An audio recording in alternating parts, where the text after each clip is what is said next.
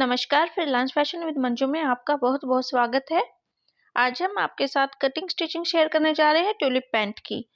इसके लिए मैंने 2 मीटर फैब्रिक लिया है और मैं 10 साल के बच्चे के लिए इसे बनाने जा रही हूँ। बाकी का मेजरमेंट आपको स्क्रीन पर शो कर दिया गया है। इसके लिए अब हमने डबल फोल्ड में कपड़ा लिया था और उसको मैंने अब ट्रायंगल की शेप में फोल्ड कर लिया है। नीचे से 5 इंच पर मैं एक मार्क करूंगी और उसके बाद इसको तिरछा लेते हुए लगभग 7 इंच पर मार्क कर दूंगी। अगर आप बड़े साइज की पैंट बना रहे हैं तो इसको 1 या 1.5 इंच ऊपर बढ़ा सकते हैं, यानी ये हमारी मोहरी का साइज है। अब हम इस पर जहां पर हमने 5 इंच पर मार्क किया था वहां से अपनी पैंट की टोटल लेंथ ले लेंगे। ध्यान रखिए यहाँ पर टोटल में लेंथ लेनी है क्योंकि मैं सिर्फ एक 1.5 इंच का ही इस पर बेल्ट ऐड करूंगी। अगर आपको बेल्ट चौड़ी लगानी है तो आप इसको कम कर सकते हैं। अब मेजरिंग टेप को कॉर्नर पर रखेंगे और जहां पर हमने अपनी टोटल लेंथ का मार्क किया था उस निशान से लेते हुए उसको पूरे फैब्रिक पर राउंड शेप में घुमा देंगे। हमारी मार्किंग इक्वल आनी चाहिए कॉर्नर से लेते हुए।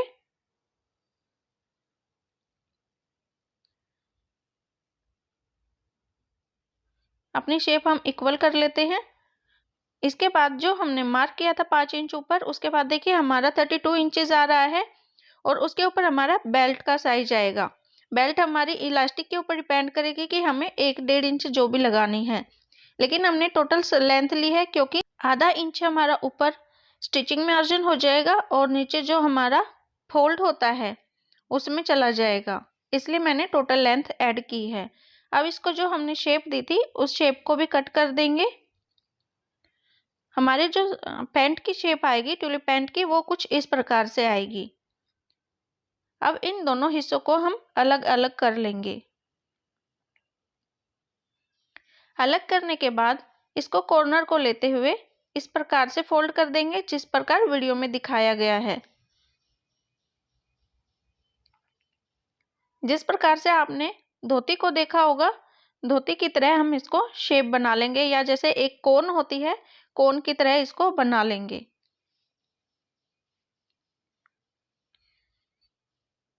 जो हमारा फैब्रिक फोल्ड होकर आएगा उसको हम कॉर्नर से लगभग 2 इंच अंदर की तरफ रखेंगे, 2 या 2.5 इंच के, क्योंकि अभी यहाँ पर हमें आसन को भी कट करना है, इसलिए इसको थोड़ा सा पीछे रखें। यह एक पार्ट हमने तैयार कर लिया है। अब इसके हम दूसरे पार्ट को भी कुछ इस प्रकार से ही फोल्ड करेंगे कि हमारा ओवरलैप होकर अंदर की तरफ यह आए। यह कुछ इस प्रकार से होगा। इसको इस प्रकार से सेट करें कि कपड़े पर कोई सलवट ना दिखाई दे। फोल्ड करते हुए ये दोनों पार्ट इक्वल होने चाहिए। ऐसे हम दोनों को सेपरेट सेपरेट सेट करेंगे। शेप हमारी कुछ इस प्रकार से आ गई जैसे हमने वीडियो में शो किया है। अब हम यहाँ इसका आसन को कट करेंगे, यानी क्रोच एरिया लेंगे। दोनों तरफ से बराबर रहना चाहिए और जितना भी इसका मोड़ते हुए हमारे कोई भी रिंकल नहीं आना चाहिए। अब अपना हिप साइज जितना भी है उसका चौथा हिस्सा कीजिए और उसके अंदर 2 ऐड कर दीजिए। अगर आपका हिप साइज ज़्यादा है तो यहाँ पर 3 ऐड कर दें। 1.5 इंच हमने ऊपर से लिया है इसको, और इसको अब हम गोलाई दे देंगे।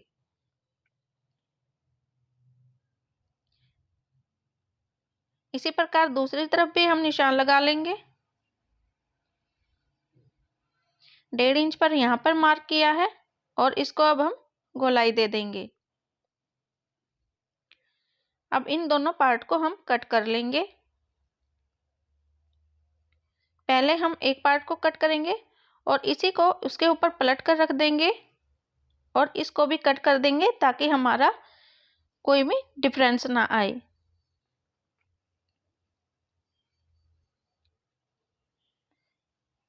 हमने ये दोनों इसका क्रोच एरिया को कट कर लिया है और जो ये हमारा फैब्रिक आया था ये थोड़ा सा इससे 1 या 1.5 इंच पीछे ही रहना चाहिए। अब इसके हम कॉर्नर को मोड़ते हुए इस पर लेस लगाएंगे और लेस हमारी ऊपर से लगते हुए जो हम अंदर लेके जाएंगे वो सिर्फ 7 या 8 इंच तक काफ़ी रहेगी। जितना हिस्सा आपको ओपन छोड़ना है उतना पर ही आप लेस लगा दें। ऐसे ही हम दोनों हिस्सों पर लगाएंगे। अब देखिए, इसको इस प्रकार से उठाएं और दोनों पार्ट को इकट्ठा कर लें। ये हमारा क्रोच एरिया कुछ इस प्रकार से स्टिच होगा। अब पहले हम इसकी बेल्ट निकाल लेते हैं। बेल्ट इसमें हम चौड़ी नहीं ले रहे हैं क्योंकि हम बच्चे के लिए बना रहे हैं। बड़ी उसमें भी अगर आपको जरूरत है तो आप लंबी बेल्ट लगाएं। मैं सिर्फ इसके अंदर इलास्टिक इंसर्ट करूंगी, इससे चौड़ी मैं बेल्ट नहीं लगाऊंगी। ये मैंने जो हिप साइज था उससे 3 इंच एक्स्ट्रा बेल्ट ली है, जो कि बेल्ट के लिए इनफ होता है।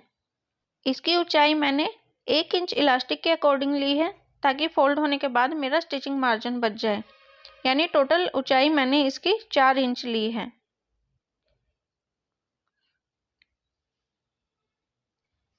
अब हम इसका आसन लेंगे और जो पहली स्टिचिंग का काम हमारा इसकी आसन की सिलाई का होगा।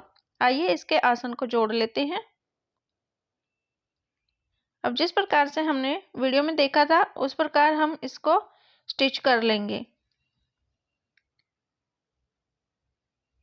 जब भी आप इसको बड़े साइज में बनाना चाहें तो इसमें हिप साइज का जरूर ध्यान रखें कि हिप साइज जितना भी हो उसके हिसाब से आप इसको 2 या 3 इंच एक्स्ट्रा रखें। अगर ज़्यादा होता है तो आप इसके अंदर कोई जॉइंट नहीं होता तो इसकी गोलाई दोनों साइड से 1-1 इंच बढ़ा दें। यानी कि अगर हमने 1.5 इंच लिया था तो वहाँ पर आप 2 या 2.5 इंच रखें। और जो लंबाई जो हमने ली थी, हमने हिप साइज में चौथे हिस्से में हमने 2 इंच ऐड किया है, तो उसके बजाय आप यहाँ पर 3 या 3.5 इंच रखें। ये हमारा अब स्टिच हो गया है आसन। अब इस पर हम कट लगा लेंगे। कट लगाने बहुत ज़रूरी है क्योंकि यहाँ पर गोलाई आई है, गोलाई के लिए हमें कट जरूरी होते हैं ताकि यहाँ पर स्मूथली यह स्प्रेड हो सके। अब हम इसको सीधा कर लेंगे और जो हमारा क्रोच एरिया सिलने के बाद कुछ इस प्रकार से लगेगा। ये देखिए, हमारा जो दोनों पार्ट हमने फोल्ड किए थे वो इस प्रकार से दोनों साइड जाएंगे और इसके ऊपर ओवरलैप होकर हमारा फ्रंट पार्ट आ जाएगा। अब इसका बेल्ट वाला पार्ट छोड़कर बाकी का हिस्सा हमें पतले में फोल्ड करना है। लेस का साइज आपका कोई भी हो, लेकिन इसको पतला ही मोड़ें। अगर आप इसको ज्यादा चौड़ा मोड़ेंगे तो यहाँ पर आपकी फिनिशिंग नहीं आएगी। ये देखिए, कुछ इस प्रकार से ये सेट होकर आएगा। जो भी हमारा क्रोच एरिया की लाइन है उससे हम इसको 1-1.5 इंच पीछे ही रखेंगे और लेस हमारी कुछ इस प्रकार से लगेगी। फोल्ड हमारा पूरा होगा लेकिन लेस सिर्फ हम यहाँ तक ही लगाएंगे जहां तक हमारा ओपन एरिया होगा। मैं बच्चे के लिए बना रही हूँ तो मैं इसको 6 या 7 इंच का ही रखूंगी। अगर आप इसको थोड़ा और ओपन करना चाहते हैं तो आप ओपन भी कर सकते हैं। अब मैं इसको बारीक मोड़ते हुए आधा इंच के आसपास इसको सारे को फोल्ड कर दूंगी। इस प्रकार से इसको सिंपली फोल्ड कर लेना है।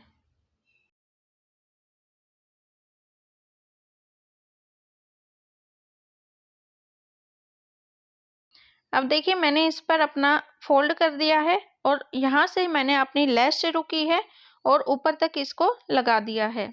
इसी प्रकार आपको जहाँ तक इसको ओपन रखना है वहां तक इसको लेस को लगाएं। यहाँ पर मैं इसके स्टिच दूंगी। इसी प्रकार दूसरा पार्ट भी मेरा तैयार हो गया है।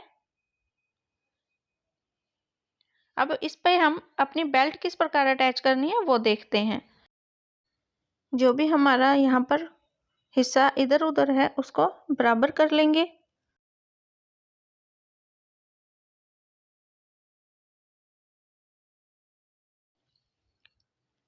हमने दोनों तरफ से 1.5 इंच का रखा है।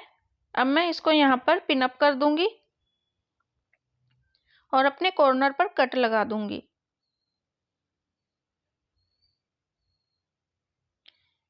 इसको हम पिन अप इसलिए कर रहे हैं ताकि हमारा ये सेट रहे।